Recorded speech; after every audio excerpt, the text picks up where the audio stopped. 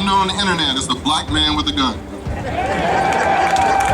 Kenneth Blanchard, you wrote a book, Black Man with a Gun? Yes, sir.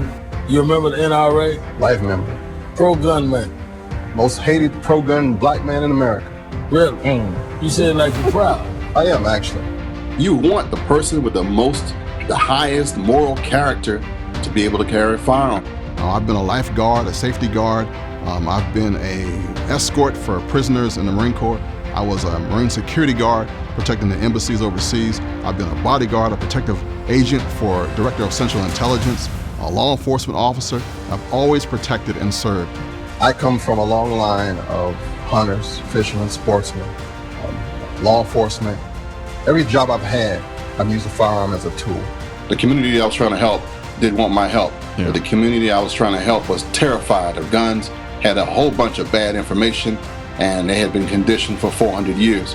And I was like, dang, I can't even do this thing. So I got to start from scratch. You have to take care of your child. You have to take care of your wife, your husband. It's your responsibility.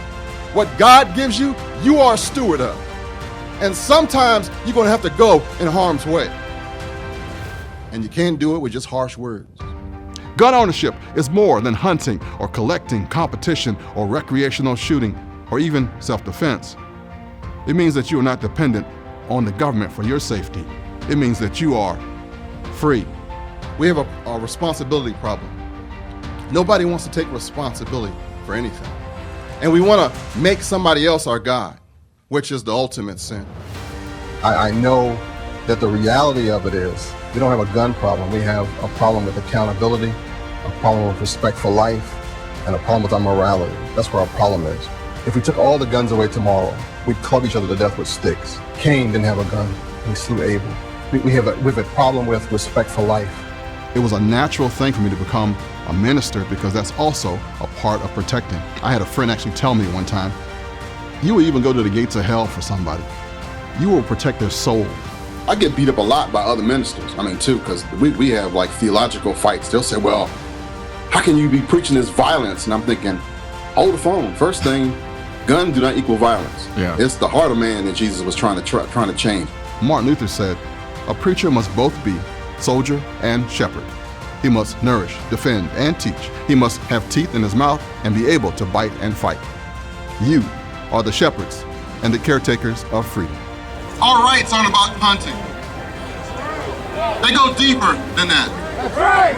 They go deeper than magazine bans and capacities and bullet buttons and all the crazy stuff that comes up every year. We're all here because of freedom. In the old movies, we trusted the old ministers, the Shaolin priests, to protect people. I'm doing the same thing here. It's just I'm the guy with the high moral value that will go into harm's way to make sure that you're safe. Are we still we the people? Yeah! If we're we the people, say yeah. Yeah! Ooh, that sounded good. One more time. Yeah! Unless you've been programmed with a lot of negatives, I can reach you. Unless you have an agenda already, I can reach you. And even if you don't agree with me, I'm hoping that you'll still respect me. And that's kind of how we work it. And I've been a black man with a gun now for almost 20 some years. And it's been a nice ride.